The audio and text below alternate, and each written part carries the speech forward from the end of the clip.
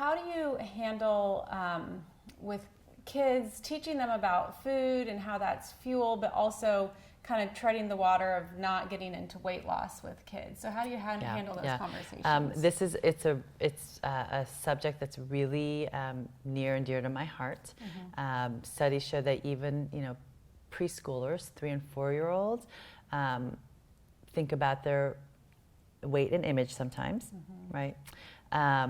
One of the biggest influences is how their moms feel about their weight, and if they've seen their mom dieting, right? And so many of us women have had issues. In fact, I don't know that I know a single woman who has not had at one point or other in their lifetime, and maybe throughout their whole lifetime, issues with body image and weight and their relationship with food.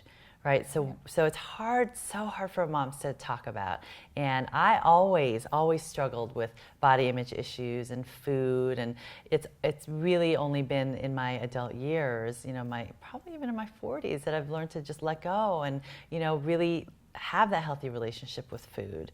And I was chunky as a kid. I went to fat camp I asked my mom when I was 8 if I could go to fat camp, right?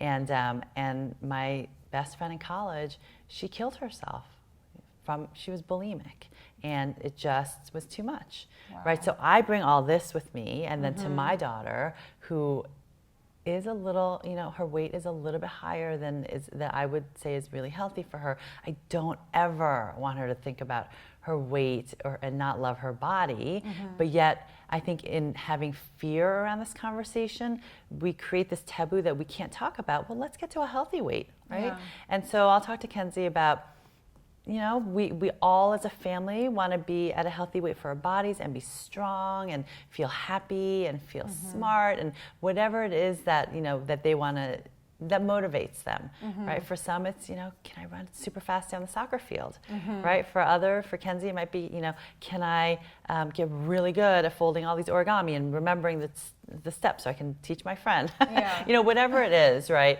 And as they get older, you continue to find what's going to motivate them to eat healthily, right? Because this nebulous idea of, okay, of course we eat our vegetables to be healthy and we want your brain to feel good, but that might not motivate them, right?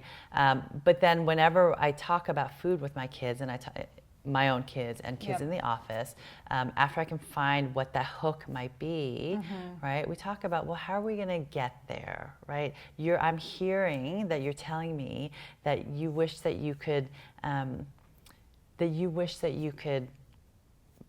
remember your violin pieces better because you have a performance coming up. Well, how do we feed our brain, right? What are those healthy foods, those healthy fats, those healthy proteins that we can eat, all those colorful fruits and vegetables, right? And kind of frame it that way. And I talk a lot to kids about their gut health and why it's so important to feed your gut bugs, because your gut bugs keep your brain and your immune system happy and your skin happy. For teenagers, one of the biggest hooks is skin and hair, right? So we tell them, that comes from the inside, right? If you have a ton of pimples everywhere, or your hair is just, not as soft as you want it to be, and you're trying to grow it out, and this is for boys and girls, right? Because boys are, boys get zits too, right? But, really talking about if you, want to make a lifelong change to have the most healthy skin possible, here's what we need to do. There might be some supplements, but it starts with your gut and it starts with the food, right? And then if a child is, getting to a weight that maybe is not as healthy for them, really talking to them about, getting stronger, right? Getting more fit, getting healthier, right? Not the number on the scale, not the clothes size they're wearing, not how they look, right? We love ourselves, but we really focus on how do we be our healthiest, you know? And I feel sometimes is it getting outside help too to kind of help you navigate those conversations? It can. I mean, if you as a mom are having a really hard time with those conversations, I do think it's, having your pediatrician have a conversation, enlisting help if you need to. I mean, I've seen kids, even in kindergarten, having disordered thoughts around food, just because a well-meaning kindergarten teacher said they were vegan and fat's really bad, and they hear that and they come home, right? I have teenagers where they are developing eating disorders, and I want to jump on it before it becomes a lifelong problem, right? So really, hopefully you all, right, have a good pediatrician or a good healthcare practitioner that can have those conversations with you. Yeah, well, especially as they get older, sometimes it's not about, they don't listen as much to you, right? You need like the outside doesn't source. like it doesn't, not as impactful if it comes from mom, right? Yeah. So if you can have that professional help, then that's really can be very helpful. Well, this was really helpful. I think we just sort of even touched on the surface of it, but it sounds like, it's really one, reflecting on yourself and making sure you're setting that example, and then two, really knowing the kid and what's going to motivate them, and then getting that outside help if it's needed. Yes. So that's wonderful. I mean, the more you can educate your kids, starting from the time, you can talk to kids about food when they're 2, right? Yeah. They understand so much, Yep. right? And then, the language changes as they get older, but if you talk to them about why we're eating this and what it does for our bodies, they will have that foundation to know how to make those healthy choices when they're in high school going out with their friends, or when they're in college and living independently, Yep. right?